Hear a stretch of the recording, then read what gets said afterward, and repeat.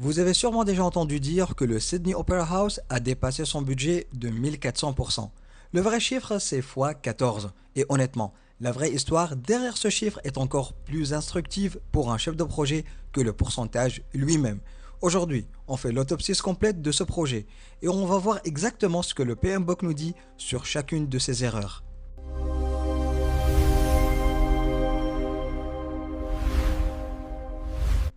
À partir de maintenant, chaque samedi, on se retrouve pour une nouvelle histoire de projet. On va prendre des projets qui ont dérapé, comprendre ce qui n'a pas fonctionné et surtout, identifier les éléments qui manquaient pour que le projet ait plus de chances de réussir.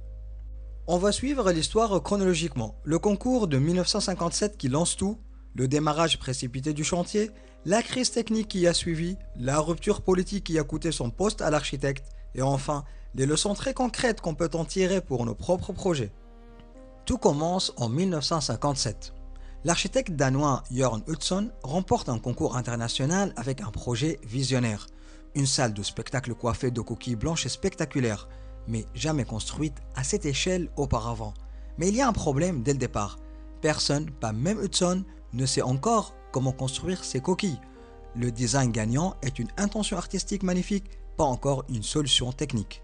Le budget annoncé est de 7 millions de dollars australiens, environ 3,5 millions de livres à l'époque. Le calendrier prévu, environ 4 ans de construction, le tout financé par une loterie publique dédiée, lancée par l'État de Nouvelle-Galles du Sud dès janvier 1958.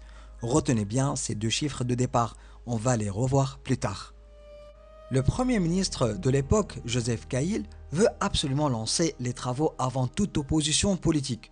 Le chantier démarre en mars 1959, alors que la structure du toit, l'élément central et le plus complexe du projet, n'est toujours pas résolu techniquement. Cahill meurt 7 mois après le début du chantier. Le pari politique du démarrage rapide va coûter très cher, et pas seulement en argent. Voici le nœud du problème. La forme originale des coquilles des paraboles libres dessinées par Utzon n'est ni finançable ni constructible. Chaque coquille aurait nécessité un coffrage unique sur mesure et à un coût totalement déraisonnable. L'ingénieur Ove Arup et son équipe doivent reprendre le problème de zéro, pendant que le chantier, lui, continue déjà de sortir de terre.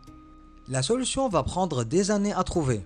L'équipe d'Ove Arup teste pas moins de 12 schémas structurels différents entre 1957 et 1961. La solution finale trouvée en 1961-1962 est élégante. Toutes les coquilles dérivent d'une seule et même sphère. Ça permet une préfabrication en série des éléments, plutôt qu'un coffrage unique pour chacun. Un vrai tour de force d'ingénierie.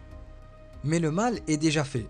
Les piliers du podium déjà coulés en 1959 ne supportent pas le poids de la nouvelle structure de toit. Il faut en démolir et reconstruire une partie. Dès janvier 1961, le chantier accuse déjà 47 semaines de retard. La leçon est simple. Construire avant d'avoir fini de concevoir ne fait pas gagner de temps. Ici, ça en a fait perdre, et de l'argent avec. L'élection de 1965 porte au pouvoir un nouveau gouvernement, élu en partie sur la promesse de maîtriser les coûts du projet. Le nouveau ministre des Travaux publics, David Hughes, impose un reporting cloisonné, rompant la relation de collaboration qui existait entre Utzon, les ingénieurs et les entrepreneurs, et il retarde le paiement de ses honoraires.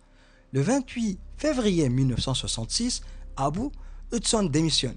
Il quitte l'Australie 2 mois plus tard et ne reverra jamais son bâtiment achevé ni même en personne. Pour restituer toute l'histoire, en 1957, Utzon gagne le concours et en 1959, le chantier démarre et en 1962, la solution technique du toit est enfin trouvée. En 1966, Utzon démissionne et en 1973, 14 ans après le début des travaux, l'Opera House ouvre enfin officiellement ses portes. Remontons les chiffres au clair. Budget annoncé en 1957, 7 millions de dollars. Coût final réel en 1973, 102 millions de dollars. Ça fait un multiplicateur de 14, soit environ 1300 à 1360% des dépassements selon comment on calcule. Le fameux 1400% que vous voyez répété partout est une exagération arrondie. Le chiffre exact basé sur les montants officiels tourne plutôt autour de 1357%. Un détail, peut-être, mais en tant que chef de projet, la précision des chiffres, ça compte. Et voici le twist de cette histoire. Sur le triangle d'or, coût, délai, périmètre, ce projet est un échec sans appel. Et pourtant, l'Opera House devient une icône mondiale de l'architecture du XXe siècle, inscrite même au patrimoine mondial de l'UNESCO en 2007. C'est une leçon PMI à part entière. Un projet peut échouer sur ses contraintes tout en délivrant à long terme une valeur et des bénéfices considérables. Première leçon, et sans doute la plus importante, ne jamais exécuter avant d'avoir fini de planifier. Démarrer la construction avant d'avoir résolu la conception technique, c'est une forme extrême de fast tracking, chevaucher des phases pour gagner du temps. Ici, il n'y avait aucun plan de repli si la conception échouait. Le fast tracking est une technique légitime de compression du calendrier, mais seulement avec une évaluation des risques derrière, pas en pariant que tout se passera bien. Deuxième leçon, le risque politique est un risque projet à part entière. Un simple changement d'élu a suffi à transformer toute la gouvernance du projet. Nouveaux sponsors, nouvelles priorités, nouvelles relations avec l'équipe de conception. Le registre des risques d'un projet public devrait toujours intégrer le risque électoral et le risque de changement de sponsor. La gestion des parties prenantes ne s'arrête pas à un plan écrit une fois au lancement. Elle doit être révisée à chaque changement de contexte. Troisième leçon, une estimation politique n'est pas une estimation. Le budget initial de 7 millions de dollars n'était pas fondé sur une analyse technique. C'était un chiffre choisi pour obtenir l'adhésion politique et publique. Et sans design finalisé même, aucune estimation ascendante fiable n'était même possible à ce stade. Le PMBOK distingue plusieurs techniques d'estimation. De l'estimation analogique, rapide, mais peu précise, à l'estimation ascendante précise, mais qui suppose un scope détaillé. Ici, on a présenté un chiffre politique comme s'il était technique. Pour résumer, le budget réel a été multiplié par 14, soit environ 1357%, pas 1400%. Le chantier a démarré avant la fin du design. Un changement politique a bouleversé toute la gouvernance du projet. Planifier avant d'exécuter reste absolument essentiel.